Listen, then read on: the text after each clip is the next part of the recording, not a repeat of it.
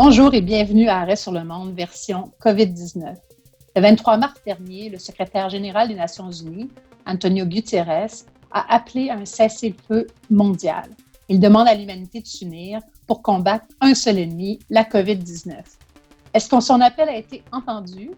On pose la question aujourd'hui à Marie-Joëlle Zahar, professeure de sciences politiques à l'Université de Montréal et chercheuse au Cérium. Merci beaucoup d'être avec nous aujourd'hui. Donc, dites-moi, cet appel à la trêve mondiale de M. Guterres, est-ce que c'est une utopie ou c'est une vraie possibilité? Il me semblera, Julie, que cette question-là, elle est importante et que oui, c'est une vraie possibilité, mais elle n'est ni immédiate ni automatique. Depuis que l'appel a été lancé le 23 mars, il y a beaucoup d'États membres des Nations unies, d'organisations régionales, internationales, même de partis au conflit qui se sont exprimés en faveur. Et ça va du Cameroun à la Centrafrique, au Mali, jusqu'au Yémen, en passant par la Syrie, la Libye et j'en passe. Donc, l'appel a eu un véritable écho.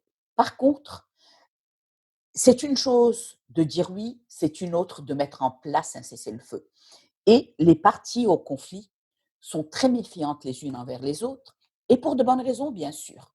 Et donc, la difficulté que l'on voit dans la plupart des pays où les parties ont dit oui en principe, c'est qu'en fait, personne n'est prêt à être le premier à baisser les armes. Et donc, plutôt que de voir un cessez-le-feu tel que souhaité par le secrétaire général des Nations unies, ce qu'on a vu en fait, c'est une recrudescence des conflits dans des pays comme la Libye, le Yémen, voire même en Afghanistan, où par ailleurs il y a des contacts politiques entre les parties, mais des contacts qui étaient préparés de longue date et donc qui ne sont pas nécessairement la résultante de l'appel d'Antonio Guterres. Le seul endroit où il semblerait que le cessez-le-feu tient pour l'instant, c'est la Syrie, un cessez-le-feu qui, bien sûr, a été négocié entre Turcs et Russes pour essayer de freiner euh, le désastre humanitaire qui aurait été causé par la tentative du gouvernement de reprendre le contrôle du dernier bastion dans lequel des rebelles syriens sont encore cantonnés au nord-ouest à Idlib. Mais quand même, juste avant cette entente-là, on avait des centaines de millions de personnes qui étaient, des centaines de milliers de personnes qui étaient en train de fuir la région, notamment vers la Turquie. Est-ce qu'on remarque une accalmie pour les civils? Est-ce que ça s'améliore? Pour les civils, la situation ne s'améliore pas nécessairement. Il y a en fait environ 1 million de Syriens qui ont fui Idlib et qui se sont entassés dans des camps à la frontière de la Turquie suite à l'intensification de la campagne menée par le gouvernement syrien avec l'appui de la Russie pour reprendre ce qui est le dernier bastion rebelle dans la guerre en Syrie. Mais comme la paix tient, en fait, ce qui se passe, c'est que les Syriens déplacés, ils ont le choix soit de rester dans les camps à la frontière, où une propagation virale pourrait être mortelle, ou alors de rentrer dans leur foyer, dans des régions plus éloignées, mais de faire risque là à un bain de sang renouvelé.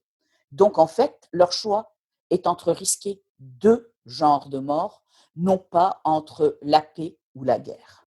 Selon vous, est-ce que la COVID-19 joue un rôle dans l'arrêt des combats en ce moment ou c'est vraiment l'entente politique qui joue complètement, qui pèse dans la balance?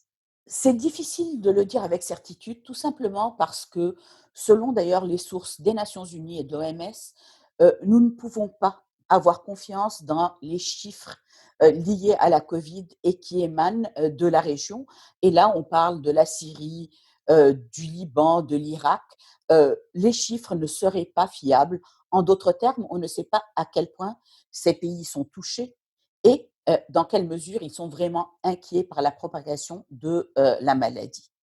Par contre, ce que l'on sait, c'est qu'en fait, la Covid joue clairement un rôle dans l'intensification des efforts de lobbying de la part des organisations non gouvernementales syriennes qui militent pour que le cessez-le-feu soit étendu et pour qu'en fait, ils permettent une préparation sérieuse à ce qui pourrait être une nouvelle catastrophe humanitaire pour les personnes déplacées dans la région d'Idlib.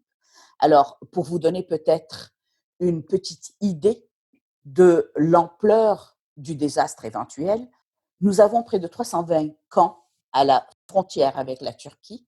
Il n'y a pas de service de soins, de santé ou d'hygiène dans ces camps-là.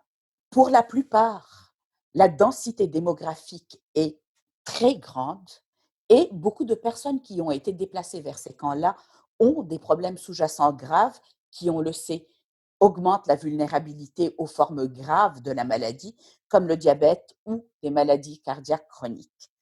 Le directeur d'une association non gouvernementale médicale qui a été créée à Alep en 2012 estime en fait que le coronavirus, s'il atteint ces régions, aura des conséquences désastreuses. Les camps sont, selon lui, un environnement extrêmement propice à la propagation du virus. Non seulement les résidents sont-ils vulnérables et entassés, mais en plus, les toilettes, les salles de bain, les réservoirs d'eau sont communs et par conséquent, les gens doivent se réunir pour obtenir les services de base essentiels à leur hygiène. Par ailleurs, les ONG qui s'occupent de coordination de l'aide humanitaire ont publié fin mars des statistiques très inquiétantes qu'elles, dans la région, il y aurait un lit d'hôpital pour à peu près 2400 personnes et un seul respirateur pour 37 000 personnes. Pas besoin de dire que dans des conditions pareilles, la COVID pourrait en fait réussir à oblitérer la population de ces camps-là. Est-ce qu'on est dans la même situation au Yémen? Parce qu'on sait qu'au Yémen, on parle de millions de personnes qui ont besoin d'aide humanitaire. Qu'est-ce qui se passe là-bas? On a vu que l'Arabie saoudite avait déclaré un cessez-le-feu unilatéral. Est-ce que ce sont des bonnes nouvelles ou, comme vous dites, il y a des paroles, mais pas nécessairement des gestes qui suivent? Écoutez, je pense que ce qui est très intéressant, c'est qu'effectivement, c'est la première fois que l'Arabie saoudite semble exprimer une véritable volonté de trouver une issue politique à ce conflit au Yémen. Il est vrai que l'annonce a été faite de manière unilatérale. Il est également vrai qu'elle a été rejetée par les rebelles Houthis comme un stratagème, ce qui nous ramène à la question de méfiance qui en fait entache les relations entre les protagonistes de ces conflits-là et qui complique la mise en place d'un cessez-le-feu. Par contre, les combats au Yémen ont se sont eux aussi intensifiés. Ils ont fait près de 270 morts dans les 10 derniers jours. Mais la raison pour laquelle je pense que la situation au Yémen pourrait s'améliorer, c'est qu'en fait, l'Arabie saoudite elle-même se débat avec l'impact de l'épidémie et que des sources journalistiques suggèrent que cette épidémie-là touche actuellement la famille royale de plein fouet et qu'avec la chute des prix du pétrole, ce sont des conditions extrêmement sérieuses qui pourraient en fait permettre au royaume de trouver une sortie honorable d'une guerre qui en fait s'est enlisée. Par contre, si on en croit les analystes de l'International Crisis Group qui suit la situation de très près, le cessez-le-feu à lui seul n'est pas susceptible de durer. Il a absolument besoin d'être assorti de mesures de confiance, économiques, humanitaires ou autres, et surtout, et c'est là que le bas pourrait blesser, d'un plan de relance du processus politique. À cet égard, les Houthis, bien qu'ils aient rejeté la trêve, ont en fait soumis une proposition de règlement global du conflit aux représentants du secrétaire général des Nations Unies. Et nous savons que les pourparlers, bien qu'indirects, continuent actuellement entre eux et l'Arabie saoudite. C'est intéressant, vous avez parlé donc du fait que l'Arabie saoudite pourrait utiliser la COVID-19 comme porte de sortie. Est-ce qu'il y a d'autres endroits, selon vous, où c'est le même scénario en fait, pourrait se dérouler? Je n'en vois pas d'autres qui soient similaires dans le sens où, dans ce cas-là, nous parlons d'un acteur international qui appuie un allié local dans le gouvernement yéménite et qui en fait est dans une situation militaire asymétrique parce que l'Arabie saoudite, la coalition qu'elle dirige et le gouvernement ont en fait une force de feu absolument supérieure à celle des Houthis. Néanmoins, et c'est le propre des guerres civiles, bien sûr, ils ont réussi à être tenus plus ou moins en échec par les rebelles. Par contre, ce qui est certain, c'est que les inquiétudes que nous avons par rapport à la Syrie, par rapport au Yémen, ce sont des inquiétudes que nous devrions avoir par rapport à tous les autres conflits. En République centrafricaine, par exemple, il y a 3 respirateurs pour toute la population. Il y a aussi quelque chose qui se passe là, qui est légèrement différent, mais néanmoins qui mérite d'être observé, à savoir le fait que la population locale prend les étrangers, y compris les membres de la mission des Nations Unies, à partie en les accusant en fait d'être les vecteurs de transmission de la maladie. En d'autres termes, il est certain que la Covid peut créer à la fois une opportunité, mais également une situation extrêmement compliquée et des risques de dérapade si elle n'est pas gérée dans tous ces contextes-là, avec l'urgence et le sérieux qu'elle nécessite en fait. Mais justement, c'est difficile en ce moment de suivre ce qui se passe dans les conflits, puisque la couverture médiatique s'est beaucoup tournée vers le virus en tant que tel. Comment on fait pour continuer à suivre les conflits quand on est une experte comme vous, pour voir ce qui se passe un peu sur les lignes de front, loin des pages une des journaux? Bien, écoutez, en fait, ce qu'on fait, c'est ce qu'on fait en général, parce que malheureusement, ces conflits, malgré leur importance, ne sont pas suivis de manière serrée dans nos médias, à moins bien sûr de catastrophes qui les propulsent à la une.